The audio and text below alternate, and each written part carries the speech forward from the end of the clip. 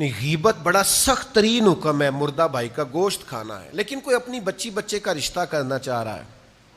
آپ اس گھر کو کچھ نہ کچھ جانتے ہیں، تو آپ سے کسی نے سوال کیا ہے کہ یار مجھے رائے دو، تو وہاں نہ کچھ لوگ کہتے ہیں میں کیوں برا بنوں،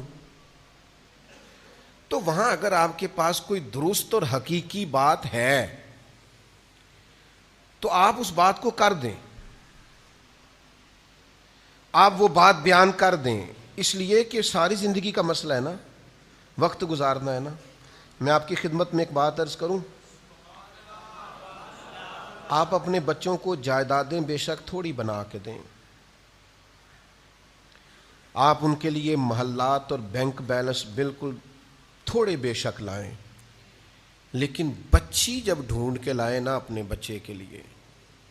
تو وہ کوئی با اخلاق اور با مروت ڈھونڈ کے لائیں۔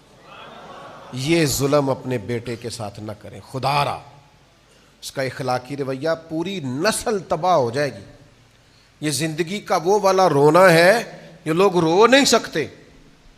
رشتہ عمدہ بہترین ڈھونڈ کے لاؤ، جب بچی کا رشتہ ڈھونڈو تو اس بچے کا اخلاق، کردار، انداز، گھر، لب و لہجہ، اٹھنا بیٹھنا ضرور دیکھو۔ آپ جتنا مرضی جہیز دے کے بیٹی کو بھیج دو، لیکن اگر شوہر بدتمیز ہے تو اس کی زندگی عذاب بن جائے گی۔ سنیں، کوئی مشورہ مانگے اس معاملے میں تو وہ غیبت نہیں ہے۔ حضرت فاطمہ بنت قیس رضی اللہ تعالی عنہا، کسی وجہ سے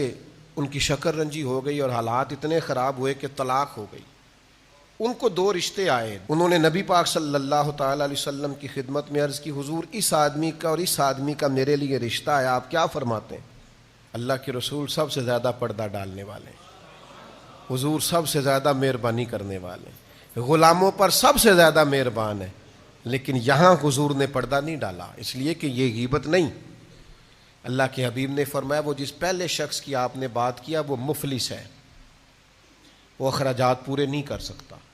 اور جس دوسرے شخص کی آپ نے بات کی ہے اس کا رویہ بڑا سخت ہے عورتوں کے بارے میں، وہ تو درہ کندھے سے نہیں اتارتا۔ یہ ان دونوں شخصوں کے اندر بات پائی جاتی ہے، اشخاص کے اندر، باقی آپ دیکھ لیں۔ یعنی حضور علیہ السلام نے وہ جو ان کے اندر کمزوری تھی وہ کھول کے بیان کی، جو بشری تقاضا تھا اس کو کھول کر بیان کی، تو یہ غیبت نہیں ہوتی، یہ تو آپ نے کسی کا بھلا کر دیا ہے۔ لیکن اس معاملے میں لوگ بڑے صوفی بن جاتے ہیں، کہتے ہیں جی مجھے برا بننے کی کیا ضرورت ہے، کسی کا گھر اجڑ رہا ہے اور آپ صحیح بات نہیں بتا رہے، تو مہربانی کریں اس معاملے کے اندر شریعت کے اس مزاج کو لازمی ملحوظ خاطر رکھیں۔